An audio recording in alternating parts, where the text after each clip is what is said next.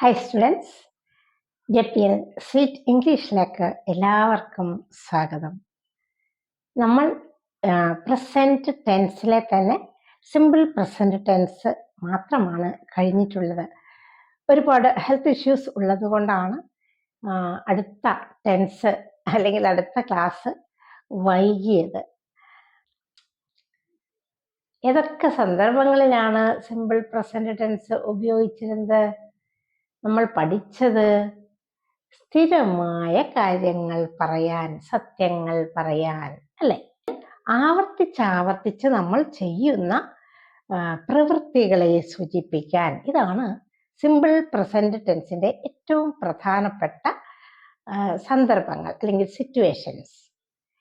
ഇനി നമ്മൾ പഠിക്കാൻ പോകുന്നത് സിമ്പിൾ പ്രസന്റ് ടെൻസിന്റെ തന്നെ തുടർച്ചയായ പ്രസന്റ് കണ്ടിന്യൂസ് ടെൻസ് ആണ്.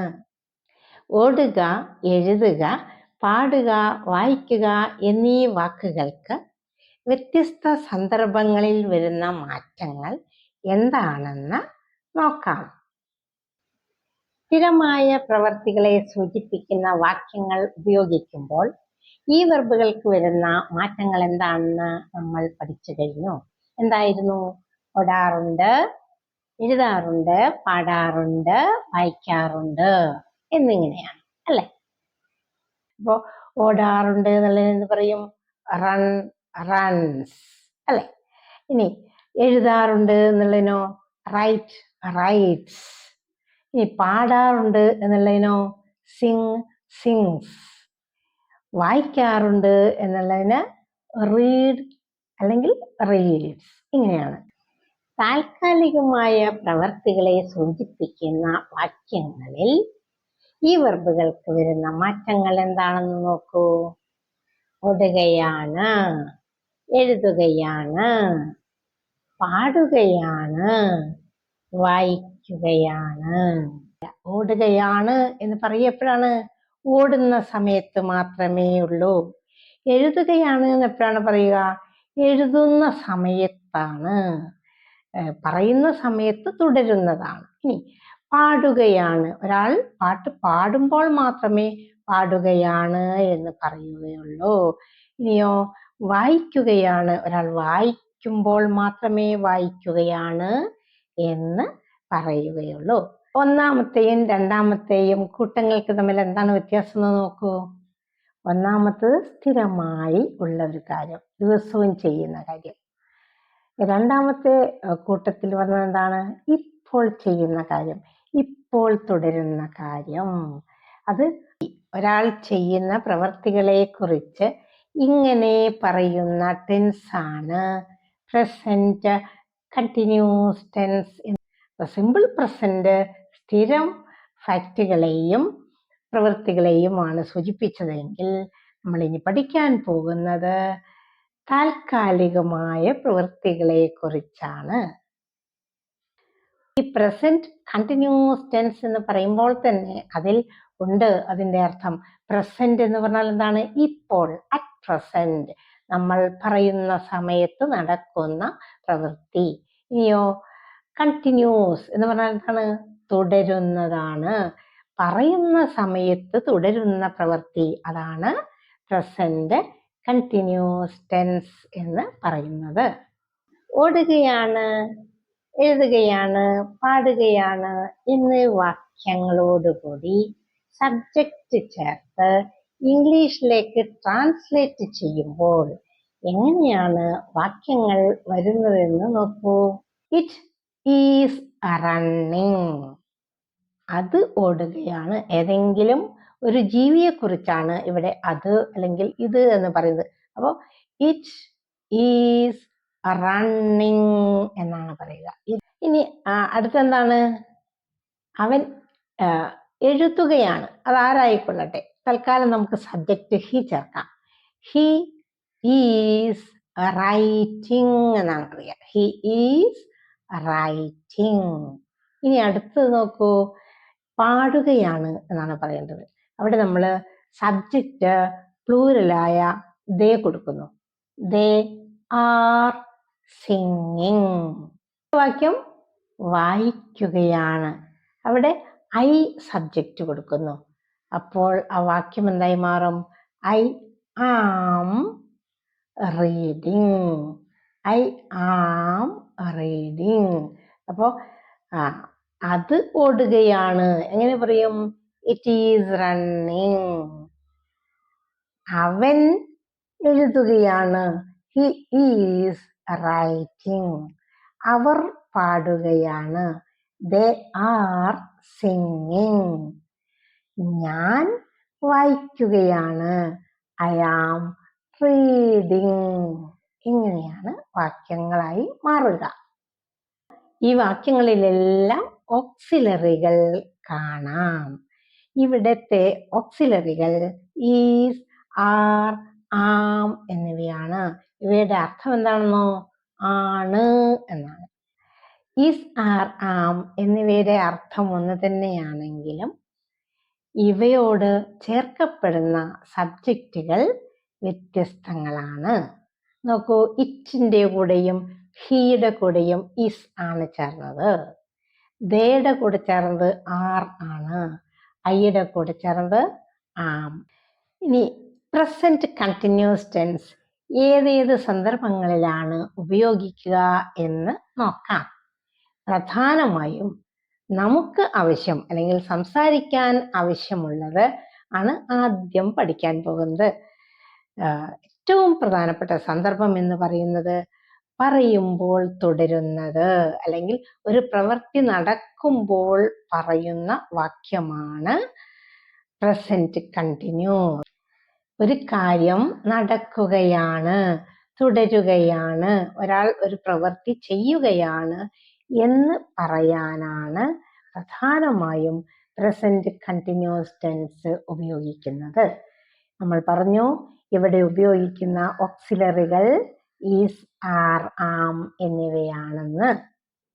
ഓക്കെ, നമ്മൾ പഠിച്ചിട്ടുണ്ട് ഏതൊക്കെയാണ് സിംഗുലർ സബ്ജക്റ്റുകൾ.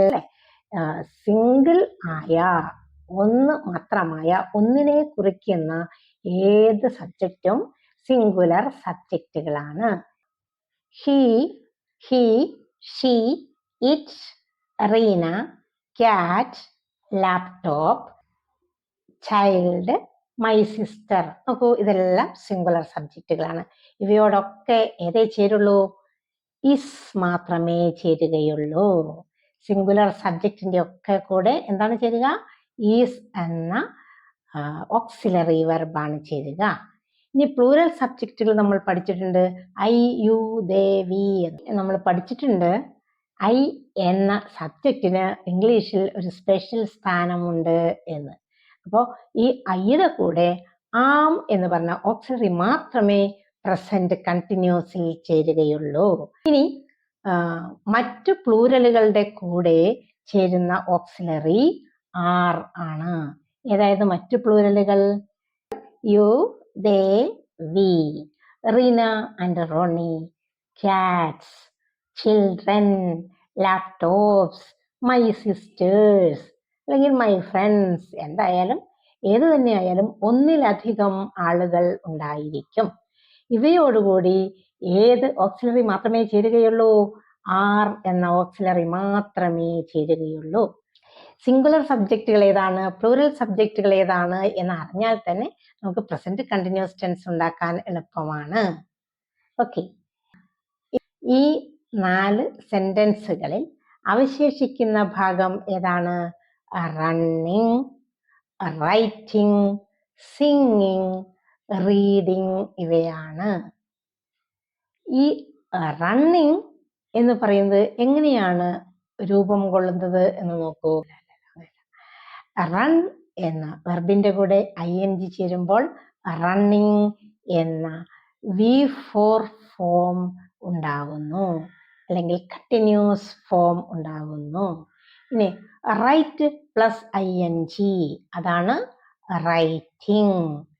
ഇനിയോ sing plus ing singing. Read plus ing reading. വെർബുകളുടെ ഈ രൂപങ്ങൾക്ക് പറയുന്ന പേരാണ് പ്രസന്റ് പാർട്ടിസിപ്പിൾ. എന്താണ്? പ്രസന്റ് പാർട്ടിസിപ്പിൾ അല്ലെങ്കിൽ continuous form of the verb, അതുമല്ലെങ്കിൽ V4 എന്ന് പറയും. ഇത്തരം രൂപങ്ങൾ സാധാരണയായി നമ്മൾ ഉപയോഗിക്കുക കണ്ടിന്യൂസ് ടെൻസുകളിലാണ്. എല്ലാത്തരം കണ്ടിന്യൂസ് ടെൻസുകളിലും V4 അല്ലെങ്കിൽ പ്രസന്റ് പാർട്ടിസിപ്പിൾ ഉപയോഗിക്കുന്നു. കൂടാതെ ചില സമയം ഈ പ്രസന്റ് പാർട്ടിസിപ്പിൾ നൗണായും പ്രവർത്തിക്കാറുണ്ട്.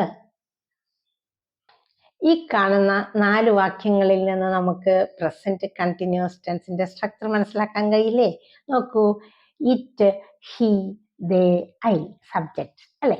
അപ്പൊ സബ്ജക്റ്റ് പ്ലസ് ഇനി ഇസ്, ഈസ്, ആർ, ആം. അപ്പോ ഈസ്, ആർ, ആം എന്താണ്? ഓക്സിലറി. Subject plus auxiliary. ഇനി അടുത്തത് എന്ത് വരുന്നു? Running, writing, singing, reading. അത് V4 ഫോമാണ് അല്ലെങ്കിൽ പ്രസന്റ് പാർട്ടിസിപ്പിൾ ഫോമാണ്. അപ്പോൾ subject plus auxiliary plus V4 plus object. അതാണ് പ്രസന്റ് കണ്ടിന്യൂസ് ടെൻസിന്റെ സ്ട്രക്ചർ. പക്ഷെ ഈ 4 വാക്യങ്ങളിലും ഓബ്ജക്റ്റ് ഇല്ല. അതായത് ഓബ്ജക്റ്റ് ഇല്ലാതെയും സെന്റൻസുകൾ ഉണ്ടാക്കാം എന്ന് നമ്മൾ പഠിച്ചിട്ടുണ്ട്. ഓക്കെ, എല്ലാ വാക്യങ്ങളിലും ഓബ്ജക്റ്റുകൾ ഉണ്ടാകണം എന്നില്ല. ഈസ്, ആർ, ആം എന്നിവയ്ക്ക് ഒരേ അർത്ഥമാണെങ്കിലും ഇവയോട് ചേരുന്ന സബ്ജക്റ്റുകൾ വ്യത്യസ്തമാണെന്ന് നമ്മൾ പറഞ്ഞു കഴിഞ്ഞു. ഈസ്, ആർ, ആം ചേർന്ന് വരുന്ന കുറച്ച് ഉദാഹരണങ്ങൾ കൂടി നമുക്ക് പരിശോധിക്കാം. She is dancing, he is eating, it is working, Reena is reading. സബ്ജക്റ്റുകൾ ഹി, ഷീ, ഇറ്റ്, റീന അല്ലെ? ഓക്സിലറി വെർബുകളോ ഈസ്. 4ലും ഉപയോഗിച്ചിരിക്കുന്നത് ഈസ് ആണ്. ഇതിലെ present participle dancing, eating, working, reading എന്നിവയാണ്. നോക്കൂ, subject plus auxiliary plus V4 ആണ് ഇവിടെ കാണുന്നത്. ഇനി ആർ ചേർന്ന് വരുന്ന വാക്യങ്ങൾ നോക്കൂ. They are playing, we are reading, Reena and Ronnie are walking, my sisters are dancing or my friends are dancing. ഇവിടെ നോക്കൂ, സബ്ജക്റ്റുകൾ എന്തൊക്കെയാണ്? They, we, Reena and Ronnie, my friends. ഇതിലെ ഓക്സിലറികൾ ഏതൊക്കെയാണ്? ആർ മാത്രമാണ്. ഇതിലെ പ്രസന്റ് പാർട്ടിസിപ്പിൾ ഏതൊക്കെയാണ്? Playing, reading, walking and dancing. അപ്പൊ നോക്കൂ, ഇനി ആം ചേർന്ന് നോക്കൂ. ആം എന്ന സഹായക്രിയ ഏത് സബ്ജക്റ്റിന്റെ കൂടെ മാത്രമേ ഉപയോഗിക്കുള്ളൂ? ഐയുടെ കൂടെ മാത്രം. അപ്പൊ I am reading, I am writing, I am dancing, I am playing. നോക്കൂ, ഈ 4 വാക്യങ്ങളിലും ഐയുടെ കൂടെ ചേരുന്ന ഓക്സിലറി ഏതാണ്? ആം ആണ്. നമ്മളപ്പോ പ്രസന്റ് കണ്ടിന്യൂസ് ടെൻസ് സാധാരണയായി ഉപയോഗിക്കുന്ന പ്രധാനപ്പെട്ട ഒരു സന്ദർഭം ഏതാണെന്ന് പഠിച്ചു. അതിന്റെ സ്ട്രക്ചർ പഠിച്ചു. ധാരാളം ഉദാഹരണങ്ങളും പഠിച്ചു. എല്ലാവരും അത് പ്രാക്ടീസ് ചെയ്ത് നോക്കണം കേട്ടോ. തുടർന്ന് നമുക്ക് പ്രസന്റ് കണ്ടിന്യൂസ് ടെൻസ് മറ്റേതെല്ലാം സന്ദർഭങ്ങളിൽ ഉപയോഗിക്കുന്നു എന്ന് പഠിക്കണം. പ്രസന്റ് കണ്ടിന്യൂസ് ടെൻസിന്റെ നെഗറ്റീവ് സെന്റൻസുകൾ ഏതെല്ലാം എന്ന് പഠിക്കണം. പ്രസന്റ് കണ്ടിന്യൂസ് ടെൻസിൽ ചോദ്യങ്ങൾ ചോദിക്കുക എങ്ങനെയെന്നും പഠിക്കണം. അതെല്ലാം അടുത്ത വീഡിയോയിൽ നമുക്ക് പഠിക്കാം. Okay, bye.